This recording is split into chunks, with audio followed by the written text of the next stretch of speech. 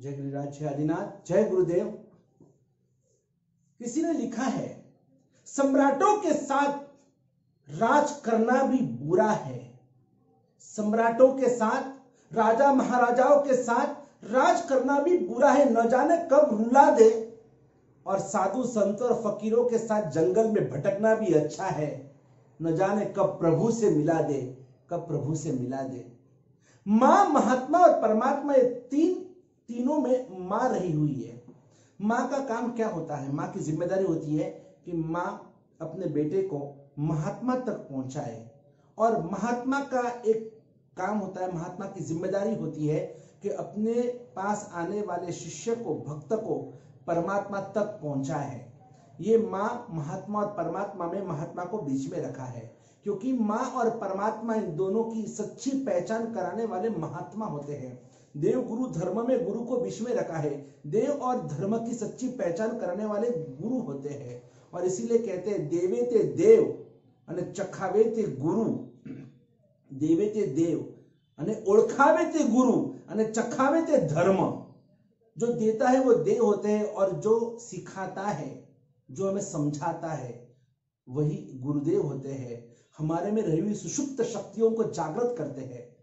हमें अपने आत्मा में रही हुई अनंत शक्तियों का हमें स्पर्श कराते हैं। और इसीलिए गुरुदेव का उपकार, गुरु को गुरु तो कहते हैं, गुरु को गुरुदेव भी कहते हैं। वो साक्षात वो हमारे लिए प्रभु होते हैं, वो साक्षात हमारे लिए गुरु भगवंत होते हैं।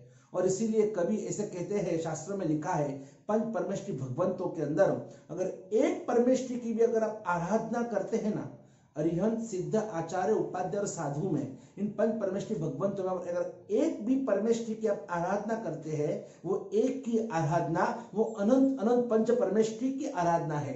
और अगर आप पंच परमेष्टि में अगर आप एक की भी अगर आप निंदा करते हैं, तो एक की हुई निंदा वो अनंत अनंत पंच परमेष्टि की निंदा है, अवहेलना है, आसाधना है। और इसीलिए कभी भी हमें कभी गलत सोचना ही नहीं चाहिए। देव गुरु धर्म के लिए कभी गलत हमें बोलना नहीं चाहिए, कभी गलत राह पर हमें जाना नहीं चाहिए। हमें कभी उनसे कभी कोई उनकी निंदा अवहेलना करनी नहीं चाहिए, नहीं तो आसाधना हमें डुबो देगी। कभी ऐसी आसाधना अगर की है, उसकी क्षमा याचना कर लो।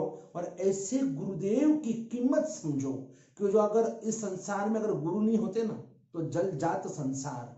वो जहां देखो वहां काम और क्रोध, जहां देखो वहां ईर्ष्या, जहां देखो वहां पर निंदा, जहां देखो वहां पर क्रोधादि कषाय विषय वासना भड़क चुकी है। और इसीलिए तो कहते हैं कि काम क्रोध के बादल चढ़े और बरसन लगे अंगार। इस दुनिया में साधु संत न होत तो जल जात संसार, पूरा संसार जलकर खाक हो जाता। लेकिन आज जो भी ऐसी स्थिति के अंदर संसार दावा नलदाह नीरम, ये संसार को दावानल की उपमा दी गई है। और उसमें से किसी को छुड़ाना और उसमें से किसी को और उस संसार से मुक्ति देना, यही काम गुरुदेव का होता है। और वही तो किया पूज्य आचार्य भगवान दौलत सागर सुरेश्वर जी महाराजा, जब वो 19 साल की उम्र में, जब उन्होंने मन में ठान लिया कि आज मुझे दीक्षा लेनी ही लेनी है, और वो घर से पहली बार भागे। उनका गांव था मेहसाना के पास, जैतपुर करके एक छोटा सा गांव था। और उस गांव में सब पटेल अधिकतर वहां पर रहते थे। और वो अपने घर से भागे और भागकर उन्होंने दीक्षा ली। दीक्षा तो ले ली, घर में सबको पता चला कि ये शंकर तो भागकर उसने दीक्षा ली है। तो सब पटेल आ गए वहां पर, उनके गांव वाले, और उन्होंने जबरदस्ती से पूज्य श्री को और पकड़कर, और वो टिंगा टोड़ी करते ना, हाथ पैर पकड़कर, और उनको उठाकर गाड़ी में रख दिया। और फिर सबने उनको दबो दिया और उनको लेकर घर पे आ गए। दीक्षा होने के बाद उनको वापस उनको घर पे जबरदस्ती से लेकर आए और उनको वापस उनके सब कपड़े उतार दिए, उनको वापस श्रावक के वेश पहना दिया, यानी कि गृहस्थ का वेश पहना दिया। बहुत रोए कि मेरे साथ ऐसा अत्याचार क्यों?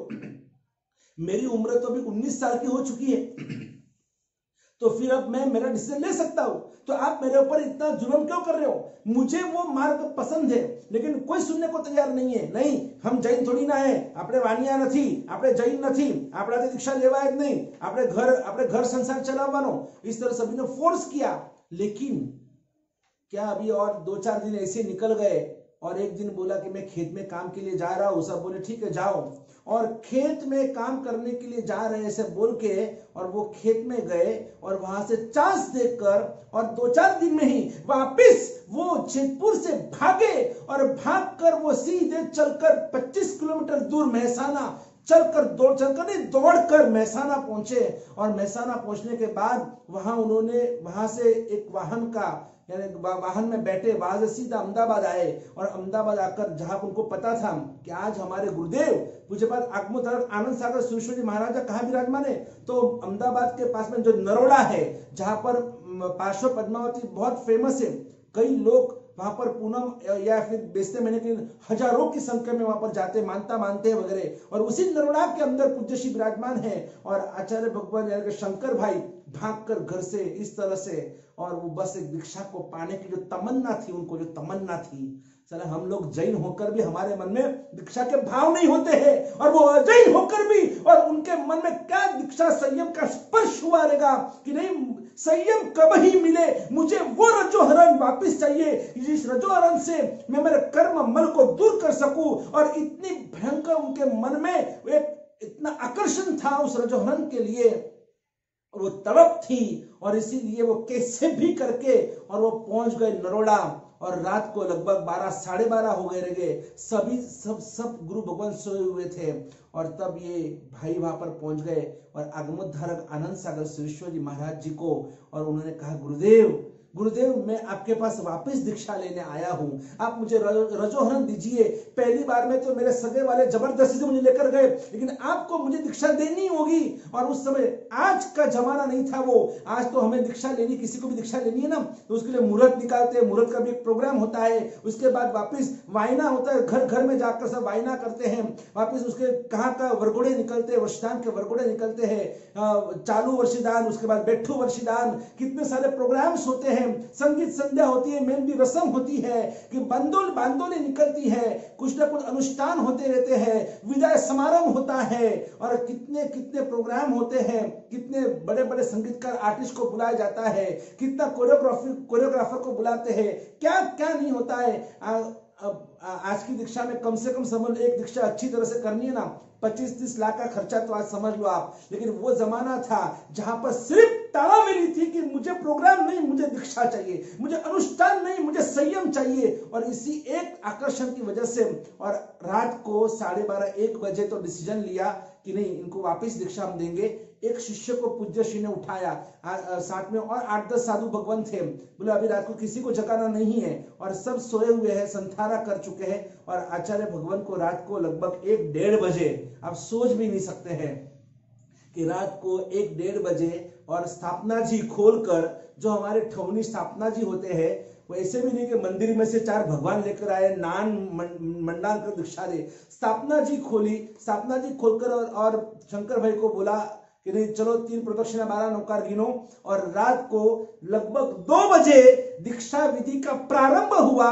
ऐसी दीक्षा आपने कभी सुनी नहीं होगी कि एक जैन लड़के को दीक्षा रात को 2 बजे, वो आगमोद्धारक पूज्य आनंद सागर स्वामी महाराज कितने विद्वान और कितने ज्ञानी हो गए कि उन्होंने सोच समझकर चित्तोत्साह मुहूर्त देखने की भी जरूरत नहीं है, चित्त का उत्साह जो होता है, मन का जो उत्साह होता है, वो सबसे बड़ा मुहूर्त होता है। और वो देखा कि इसका चित्त का उत्साह कितना जबरदस्त है, और रात को 2 बजे नरोड़ा के अंदर पूज्य गच्छाधिपति श्री की दीक्षा हुई। और दीक्षा होने के बाद उनको 2 घंटे सुलाया, किसी को और साधु को पता नहीं है। और सुबह 4:30 बजे प्रतिक्रमण कराकर 5 साढ़े 5 बजे उनको वहां से विहार कराया, और विहार कर सीधा एक साधु भगवान को साथ में भेजा। और नरोड़ा से लगाकर कप्पड़वंज लगभग 50-60 किलोमीटर होता है, और दीक्षा का पहला ही विहार 50 से 60 किलोमीटर का नॉन स्टॉप विहार उन्होंने सीधे वो नरोड़ा से कपड़वन उनको भेज दिया गया, ताकि अगर पटेल कोई आए, उनके परिवारजन यहाँ पर कोई धमाल न करे, यहाँ पर कोई और बबंडर खड़ा न करे। और ऐसे करके और गच्छाधिपति श्री की रात को दीक्षा हुई।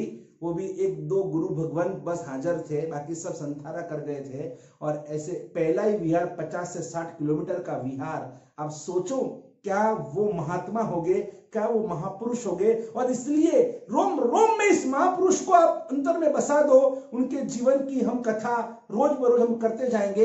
आज इतना ही। एक बार जोरदार ऐसे हमारे गच्छाधिपति को हम जय बुलाएंगे। बोलो ऐसे हमारे वर्तमान गच्छाधिपति पूज्यपाद आचार्य भगवान दौलत सागर सुरेश्वर जी महाराज की जय। जय गिरिराज, जय आदिनाथ, जय गुरुदेव। जुड़िए परम भक्त परिवार से और वीरा क्रांति वाणी को सब्सक्राइब कीजिए और बेल आइकन दबाइए।